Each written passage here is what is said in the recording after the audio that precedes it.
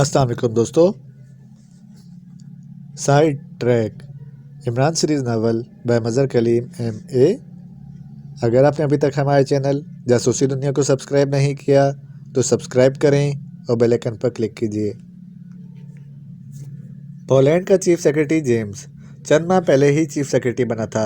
इससे पहले कि चीफ सेक्रेटरी एक कार एक्सीडेंट में हलाक हो गए थे, जेम्स सिर्फ यहूदी ही नहीं था बल्कि इंतहाई मुतासिब यहूदी था। इसलिए वो मुसलमानों और मुस्लिम ममालिक से ज़ाती तौर पर शदीद नफरत करता था। इसे जब वॉन के चीफ ड्रेक फ्रेड ने रिपोर्ट दी कि इसके सुपर सेक्शन के एजेंटों ने पाकिस्तान से इंतहाई अहम फार्मूला, जो विनाई चट्टानों को तोड़ने का फार्मूला है, हासिल कर लिया है और इस फार्मूले के खालिक डॉक्टर अहमद को भी हलाक कर दिया है और इसकी लेबॉर्ट्री भी तबाह कर दी गई है, तो इसे ज़ाती तौर पर बेहद मुसरत हुई थी। इस पर नहीं कि फार्मूला इसके नज़दीक बेहद अहम था, बल्कि इसके लिए पाकिस्तान जैसे मुस्लिम मुल्क से ये फार्मूला हासिल किया गया है और वहाँ की लेबॉर्ट्री तबाह कर दी गई थी और साइंसदान को भी हलाक कर दिया गया था। चीफ सेक्रेटरी जैसे मुल्क के अहम तरीन अहदे पर फाइज हो जाने के बावजूद इसकी जहनी सतह आम आदमी से भी ज़्यादा सतही थी। यही वजह थी कि जब पाकिस्तान के सेक्रेटरी खारजा सर सुल्तान का फ़ोन आया तो इसने ना सिर्फ सर सुल्तान को इंतहाई सख्त लहजे और सख्त अल्फाज में जवाब दिया, बल्कि इसने आम सतह से भी नीचे उतरकर ऐसा लहजा इख्तियार किया कि दूसरी तरफ से सर सुल्तान ने मज़ीद कुछ कहे बगैर राब्ता ख़त्म कर दिया था और इस पर जेम्स को पशेमानी या अफसोस होने की बजाय अंदरूनी तौर पर मुसरत का एहसास हुआ था। इसे यूँ महसूस हुआ था जैसे इसने मुसलमानों से इंतकाम ले लिया हो, लेकिन फिर किसी इमरान ने इसे फ़ोन पर जो कुछ कहा था वो इसके लिए नाकाबिले तसव्वुर था। वो अपने ऑफिस में बैठा इसी के बारे में सोच रहा था कि पास पड़े हुए फ़ोन की घंटी बज उठी तो इसने हाथ बढ़ाकर रिसीवर उठा लिया। यस, जेम्स ने सख्त लहजे में कहा। वॉन के चीफ ड्रेक की कॉल है बॉस। दूसरी तरफ से इसकी फ़ोन सेक्रेटरी की मदबाना आवाज़ सुनाई दी। ड्रेक की कॉल, कराओ बात। ड्रेक बोल रहा हूँ चीफ। चंद लम्हों बाद दूसरी तरफ से एक मदबाना आवाज़ सुनाई दी। क्यों कॉल की है, कोई ख़ास बात? चीफ, जैसा कि मैंने आपको पहले रिपोर्ट दी थी, पाकिस्तान सीक्रेट सर्विस हमारे खिलाफ काम करने किसी भी वक्त पोलैंड पहुंच सकती है और चूँकि इन्हें ये मालूम हो चुका है फार्मूला वॉन ने हासिल किया है, इसलिए आम हालात में तो इन्हें इन एजेंटों के ख़िलाफ़ काम करना चाहिए, लेकिन इन लोगों की फितरत और काम करने का अंदाज़ दूसरे एजेंटों से मुख्तलिफ है। ये लोग बराह रास्त टारगेट पर काम करते हैं और इनका टारगेट फार्मूला ही होगा और फार्मूला जहाँ मौजूद है इस बारे में आपको और मुझे मालूम है। आपके बारे में तो वो नहीं जान सकते, अलबत्ता मेरे बारे में इन्हें मालूम हो चुका है, इसलिए मैं इनके खात्मे तक अंडरग्राउंड हो रहा हूँ। मैंने आपकी फ़ोन सेक्रेटरी को दूसरा फ़ोन नंबर दे दिया है ताकि किसी भी इमरजेंसी की सूरत में इस दूसरे नंबर पर वो मुझे कॉल कर सकती हैं। ड्रेक ने तफसील से बात करते हुए कहा। तुम इनसे खौफजदा क्यों हो? क्या तुम्हारी एजेंसी मोम की बनी हुई है और ये लोग फौलाद के बने हुए हैं? इनका खुलकर मुकाबला करो और इनको शिकस्त फाश दो और ख़ास तौर पर इस इमरान का तो इबरतनाक हशर करो। वैसे ने मेरे बारे में शायद मालूम हो चुका है, लेकिन मैं इनसे खौफजदा नहीं हूँ। चीफ सेक्रेटरी जेम्स ने अकड़े हुए लहजे में कहा। आपके बारे में इन्हें कैसे मालूम हो सकता है चीफ? ड्रेक ने दूसरी बातें नज़रअंदाज करते हुए इस बात पर जोर देते हुए कहा। पाकिस्तान के चीफ सेक्रेटरी खारजा सर सुल्तान का फ़ोन मेरे पास आया था। वो चाहता था कि मैं खामोशी से इन्हें फार्मूला वापस कर दूं, लेकिन मैंने इन्हें डांट दिया तो वो सहम कर खामोश हो गए। इसके बाद इमरान ने गुस्सीले लहजे में फ़ोन करके मुझे धमकियां दी। ओह, फिर तो आप भी ख़तरे के निशान में आ गए हैं चीफ। आप अपनी हिफाजत के लिए खुसूसी इंतजामात कर लें, क्योंकि पाकिस्तान सीक्रेट सर्विस को दुनिया की ख़तरनाक तरीन सीक्रेट सर्विस कहा जाता है और सुपर पावर्स भी इसके ख़िलाफ़ काम करते हुए घबराती हैं। और सेक्रेटरी ख्वाजा सर सुल्तान पाकिस्तान सीक्रेट सर्विस के इंतज़ामी इंचार्ज हैं। You shut up. तुम खुद भी बुज़दिल हो, मुझे भी बुज़दिली का सबक दे रहे हो। मैं तुम्हारे खिलाफ प्राइम मिनिस्टर को शिकायत करूंगा। नॉनसेंस, जेम्स ने गुस्से से चीखते हुए लहजे में कहा और इसके साथ ही इन्होंने रिसीवर कैडल पर इस तरह पटक दिया जैसे सारा गुस्सा वो इस कैडल पर निकालना चाहते हों। नॉनसेंस, ये शख्स प्राइम मिनिस्टर का रिश्तेदार ना होता तो मैं अभी से सर्विस से बाहर निकाल देता। नॉनसेंस, जेम्स ने गुस्से से बड़बड़ाते हुए कहा और इसके साथ ही इसने इंटरकॉम का रिसीवर उठाया और एक बटन प्रेस कर दिया। यस सर, शराब भेजो। जेम्स ने इसी तरह गुस्सीले लहजे में कहा और एक बार फिर रिसीवर कैडल पर पटक दिया। चंद लम्हों बाद दरवाज़ा खुला और एक नौजवान लड़की हाथों में ट्रे उठाए अंदर दाखिल हुई। ट्रे में शराब का एक जाम रखा हुआ था। इसने सलाम किया और फिर जाम उठाकर जेम्स के सामने रख दिया और वापस मुड़कर कमरे से बाहर चली गई। तो जेम्स ने हाथ बढ़ाकर जाम उठाया और इसे मुंह से लगा लिया। एक घूंट लेकर इसने जाम वापस मेज़ पर रख दिया। थोड़े थोड़े वक्फे के बाद वो घूंट बढ़ता जा रहा था اور جیسے جیسے وہ شراب پیتا جا رہا تھا اس کا چہرہ نارمل ہوتا جا رہا تھا۔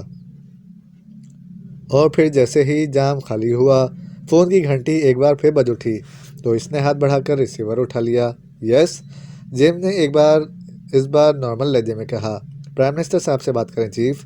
دوسری طرف سے مدبانہ لہجے میں کہا گیا تو جیمز بے اختیار چونک پڑا۔ یس سر، جیمز بول رہا ہوں جناب۔ پاکیشیا کے سیکرٹری خواجہ سر سلطان سے فون پر آپ کی بات ہوئی ہے؟ دوسری طرف سے پرائم منسٹر کی بھاری اور باوقار آواز سنائی دی۔ یس سر، انہوں نے مجھے کہا کہ میں پاکیشیا کو فارمولا واپس کر دوں، تو آپ نے انہیں ڈانٹ دیا؟ نہیں سر، میں نے انکار کر دیا تھا۔ مسٹر جیمز، آپ پولینڈ کے چیف سیکرٹری ہیں اور یہ ایسی سیٹ ہے جس پر انتہائی تحمل اور برداشت کا مظاہرہ کرنا پڑتا ہے۔ آپ کو معلوم ہے کہ سر سلطان کی پوری دنیا کے آفیسرز بے حد عزت کرتے ہیں۔ آپ ان سے نرم لہجے میں بات کرتے ہوئے بھی انکار کر سکتے تھے، لیکن اب کیا ہوگا؟ سر سلطان پاکیشیا سیکرٹ سروس کے انتظامی انچارج ہیں اور انہوں نے یقیناً پاکیشیا سیکرٹ سروس کو اس بارے میں بتا دیا ہوگا، اور مجھے یقین ہے کہ پاکیشیا سیکرٹ سروس آندھی اور طوفان کی طرح پولینڈ پہنچ جائے گی۔ مجھے وان کے چیف ڈریک نے بتایا ہے کہ اس فارمولے کے بارے میں ان کے ساتھ ساتھ آپ کو بھی علم ہے۔ ڈریک تو انڈر گراؤنڈ ہو رہے ہیں، آپ ایسی سیٹ پر ہیں کہ انڈر گراؤنڈ نہیں ہو سکتے، اس لیے آپ کی سیکیورٹی کے خصوصی انتظامات کیے جانے کے احکامات دے دیے گئے ہیں۔ آپ نے اب اپنی تمام سرگرمیاں اس وقت تک محدود کر دینی ہیں جب تک پاکیشیا سیکرٹ سروس کا خاتمہ نہیں ہو جاتا یا وہ پولینڈ سے واپس نہیں چلی جاتی۔ لیکن سر، کیا ہم ان کا مقابلہ نہیں کر سکتے؟ یہ ہماری سرکاری تنظیم وان کیا ان کے مقابلے پر ٹھہر نہیں سکتی جو آپ ایسے احکامات دے رہے ہیں؟ وان اپنا کام کر رہے گی۔ اصل مسئلہ یہ ہے کہ پاکیشیا سیکرٹ سروس نے تمہیں اور ڈریک کو گھیرنا ہے اور فارمولے کے بارے میں معلومات حاصل کرنے کی کوشش کرنی ہے، اور ہم نہیں چاہتے کہ انہیں معلوم ہو سکے کہ فارمولا کہاں ہے، پرائم منسٹر نے کہا۔ ٹھیک ہے سر، آپ کے احکامات کی مکمل تعمیل ہوگی سر، جیمز نے کہا۔ تو دوسری طرف سے بغیر کچھ کہے رابطہ ختم کر دیا گیا تو جیمز نے بھی ہونٹ بھیجتے ہوئے ریسیور کیڈل پر پٹک دیا۔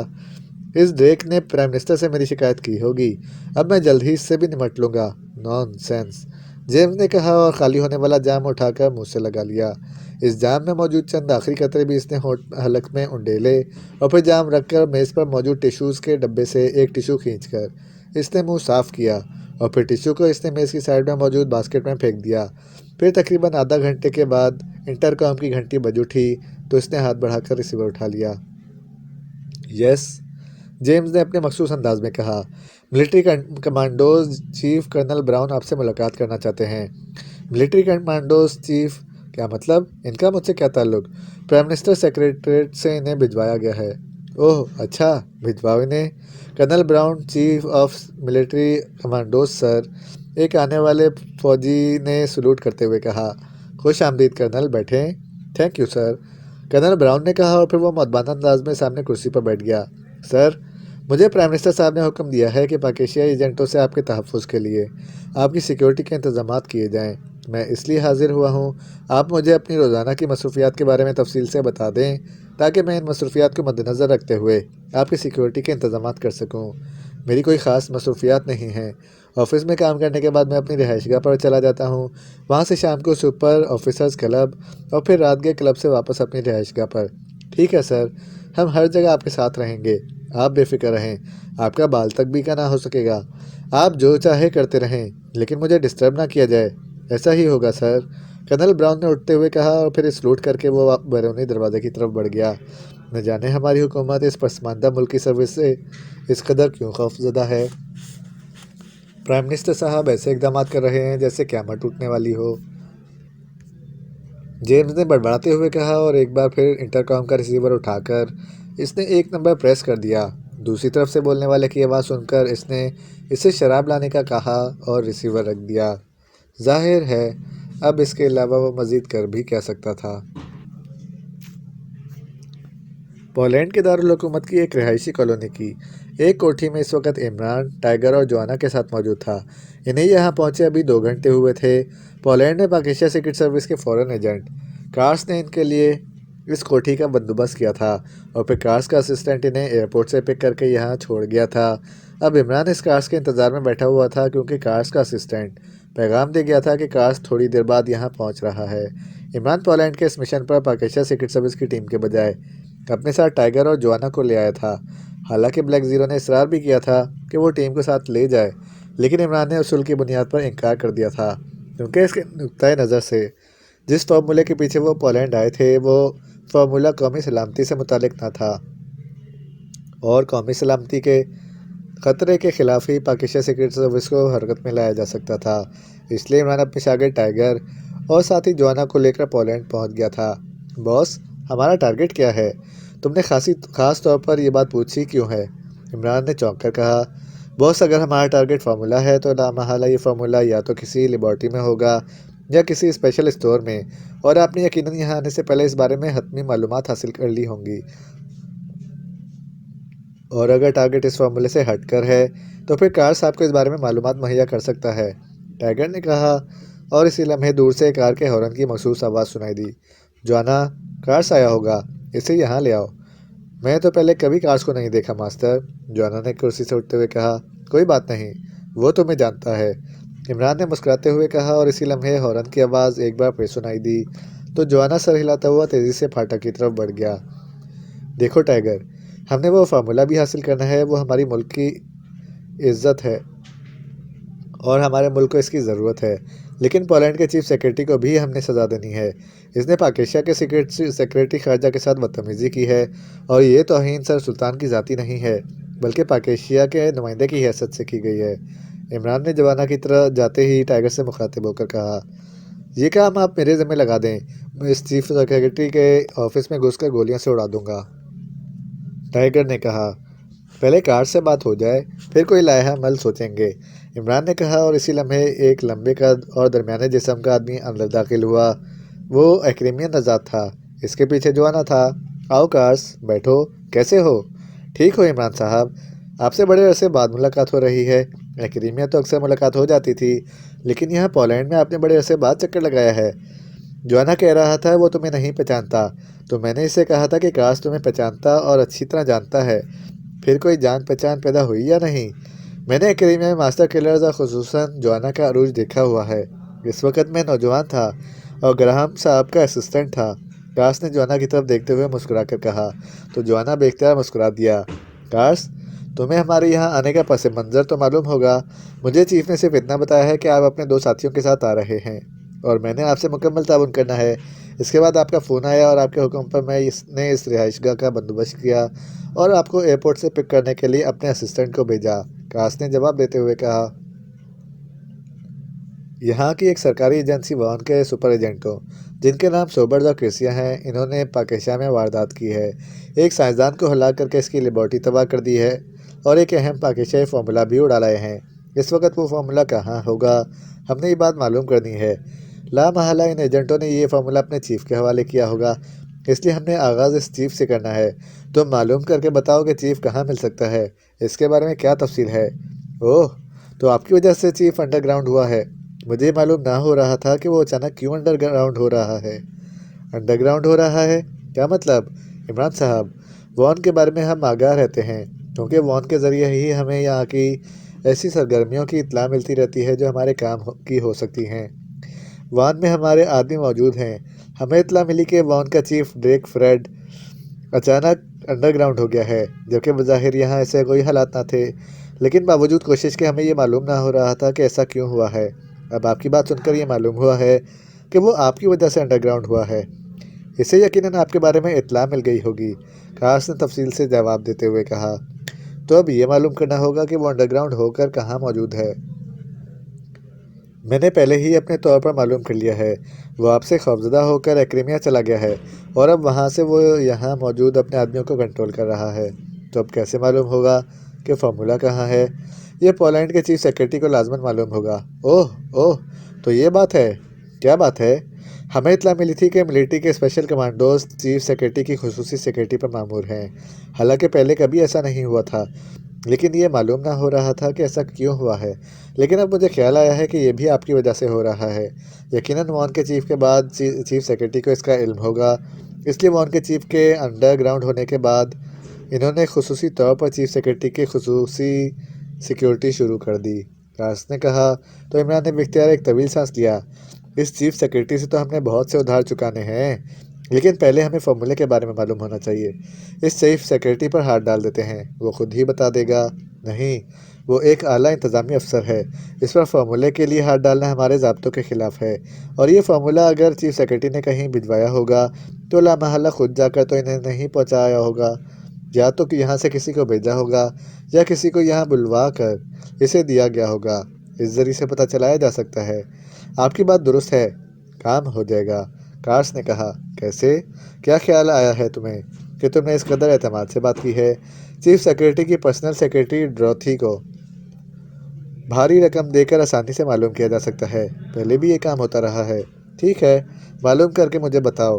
دوسری بات یہ کہ سوبرز اور کرسیا کے بارے میں بھی معلوم کرو کہ وہ دونوں کہاں ہیں اور کس پوزیشن میں ہیں۔ ٹھیک ہے سر، میں 3-4 گھنٹے بعد آپ کو فون کروں گا، کارس نے اٹھتے ہوئے کہا، اور اس کے اٹھتے ہی جوانا بھی اٹھ کھڑا ہوا۔